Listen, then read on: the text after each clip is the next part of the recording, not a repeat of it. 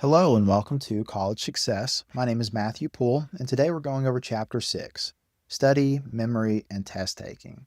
Thank you to OpenStax for providing this free resource for students. You can find a link to their free textbook down below in the description. All of the following information is directly from OpenStax and their free resources on college success. Let's begin. Today we're going over, once again, 6.1 Memory, 6.2 Studying, and 6.3 Test Taking. We'll be diving into the following. Number one, I set aside enough time to prepare for tests. Number two, if I don't set aside enough time, or if life gets in the way, I can usually cram and get positive results. Number three, I prefer to pull all-nighters. The adrenaline and urgency help me remember what I need to come test time. I study my notes, highlight book passages, and use flashcards, but I still don't feel like I'm as successful as I should be on tests. Let me know in the comments if you relate to one of these four. We'll also be diving into outlining the importance of memory when studying and note some opportunities to strengthen memory. We'll also discuss specific ways to increase the effectiveness of studying and articulate test-taking strategies that minimize anxiety and maximize results. 6.1 Memory, questions to consider. How does working memory work exactly? What's the difference between working and short-term memory? How does long-term memory function? What obstacles exist to remembering? When and how should you memorize things? In what situations is it best to memorize? What do you memorize? And what can you do consistently to improve both your short and long-term memory?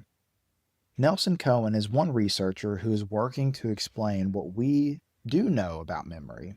His article, What Are the Differences Between Long-Term, Short-Term, and Working Memory, breaks down the different types of memory and what happens when we recall thoughts and ideas. We go through the three basic steps when we remember ideas or images: encoding, storage, and retrieval. You can think of encoding as like a filtration process. We are deeming what's important versus what is not. In the storage stage, if we deem something as important, we move it toward the storage stage of short-term memory. And then through a process of different strategies we can employ, mainly repetition, among others, we can move that short-term information into long-term memory. And then what good is that memory if we can't go back and retrieve it? So the third stage of memory is retrieval, where we have recall versus recognition versus relearning. If you've ever wondered why you prefer multiple choice tests comparatively to a fill in the blank test, it's because we are utilizing recognition on a multiple choice test. Recognition is whenever we have other answers to compare it to, and we recognize the two in their environment once again. Whereas with recall, we actually have to know the information. This is like the fill in the blank test where we're asked that question and we are to retrieve it from our memory without any prompt or cue, whereas recognition uses a prompt or cue. And then with relearning, it's a lot easier to remember information once you've learned it once before. So you may have storage decay where the information becomes fragmented or you forget it mostly altogether. But once you relearn that information, you'll notice that it comes back to you a lot quicker than whenever you initially tried to learn it. So I know we're in college success, but I do teach psychology. So memory is right up my alley. So here are some foundations of memory. Memory is a term applied to numerous biological devices by which living organisms acquire, retain, and make use of skills and knowledge. It is present in all forms of higher order animals. So that's from William Sumrall, the International Journal of Humanities and Social Science. As mentioned, we have working memory, short-term memory, as well as long-term memory. So a lot of times with working and short-term memory, they are used interchangeably. Obstacles to remember, we have a lack of sleep as well as the downside of cramming. So some people think that a lack of sleep, staying up to study, is actually a beneficial thing, when in actuality what helps us to remember information is actually getting adequate rest. Determining what to memorize. In the realm of learning and studying, some conditions warrant memorization as the most effective way to work with information. When it comes to studying, here are some questions to consider. How do you prepare yourself and your environment for successful studying? What study strategies will be most beneficial to you? What are learning preferences and strategies, and how can you leverage those to your advantage? Preparing to study, avoiding distractions like your phone, and controlling the study environment. Figure 6.6. Video games are a common distraction, but we need to be aware that even tedious activities like cleaning can be a distraction from studying. Debunking myths. Myth 1. You can multitask while studying. Myth 2. Highlighting main points of a text is useful. And myth 3. Studying effectively is effortless. Study strategies include mnemonic devices. This includes acronyms as well as initialisms. This is where we get PEMDAS from. Even though you've not thought of PEMDAS maybe in at least a year or maybe even several years or a decade, we'd still be able to say that PEMDAS stands for parentheses, exponents, multiplication, division, add and subtract. We are not great memory machines comparatively to association machines, so definitely associating items together helps us to remember information a lot easier than utilizing no association or no mnemonic devices, as well as idea clusters. Whenever we break down long form pieces of writing into shorter pieces and we break it down that way, it will help us to tackle it a lot easier and not be as intimidating. 3 effective study strategies includes spacing, interleaving, and practice testing. So spacing, this has to do with when you study. Interleaving, this has to do with what you study. And practice testing, this has to do with how you study. Recognizing strengths/weaknesses of preferred study approaches.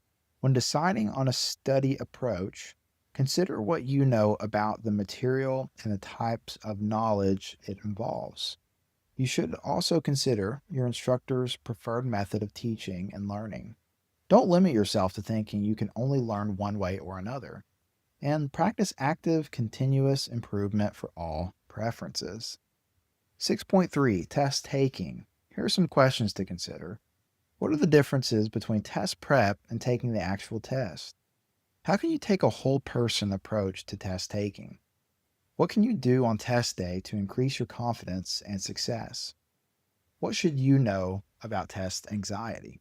Good study habits better prepare you for actual test taking.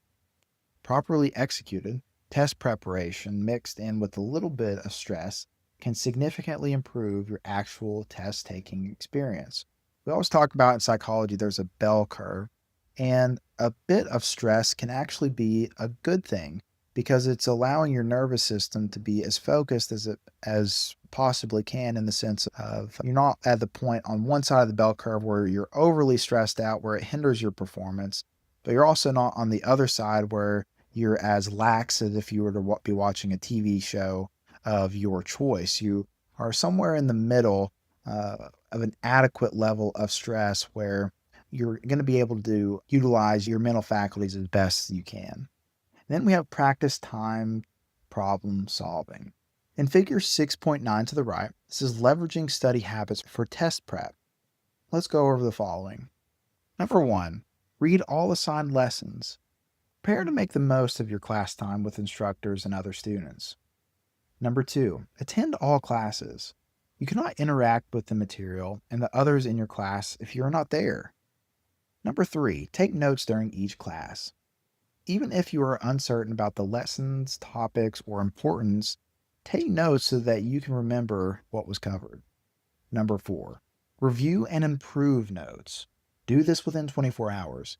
Memory studies show that we have to work with information quickly or we'll start to forget it. We call that storage decay. Study regularly. Work at least 1 hour per week for every hour in class. Repetition and frequency are important factors for studying. Reread significant text passages. This helps build your memory and better prepares you for class and tests. Number 7, review with classmates. You each receive the benefit of the other's perspective on the material. Number 8, take authentic practice tests.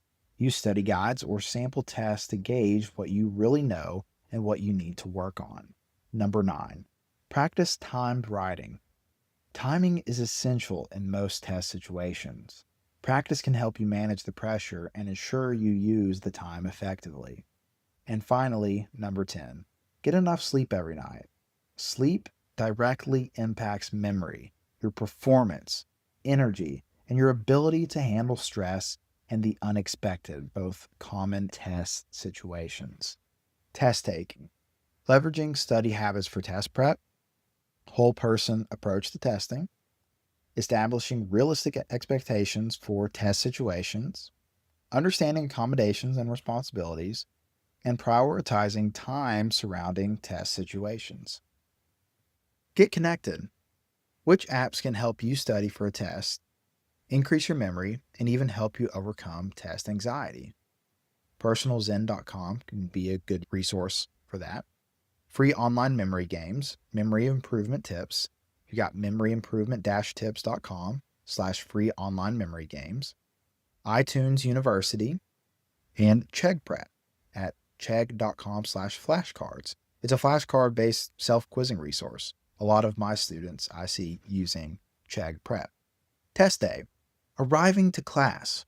Get to the testing locations a few minutes early so you can settle into your place and take a few relaxing breaths. Don't let other classmates interrupt your calmness at this point. Just get to your designated place, take out whatever supplies and materials you are allowed to have, and calm your mind. Taking the test. Listen carefully for any last-minute oral directions that may have changed some detail on the exam, such as the timing or the content of the questions. As soon as you receive the exam sheet or packet, make a quick scan over the entire test.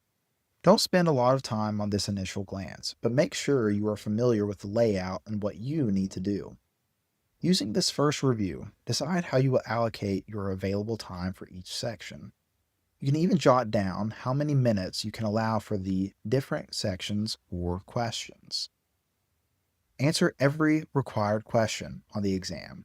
Read the entire question carefully, even if you think you know what the STEM, the introduction of the choices, says, and read all of the choices. Skip really difficult questions or ones where your brain goes blank. Make sure you have completed the entire test. Test anxiety can cause us to doubt ourselves so severely that we underperform or overcompensate.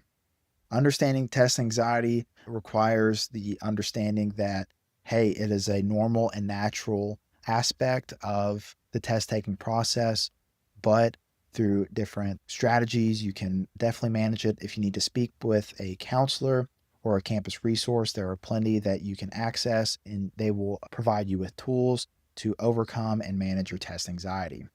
So you may have to work at it, but you can control test anxiety, and it may not go away completely, but it can become more manageable. Utilize your resources on campus. Figure 6.10. So test anxiety can be a common occurrence, but you can use strategies to manage it. So the tests in the corporate world or in other career fields may not look exactly like the ones you encounter in college, but professionals of all sorts take tests routinely. Again, being prepared helps reduce or eliminate this anxiety in all situations. Think of a presentation or an explanation you have provided numerous times. You're likely not going to feel anxious about this same presentation if asked to provide it again.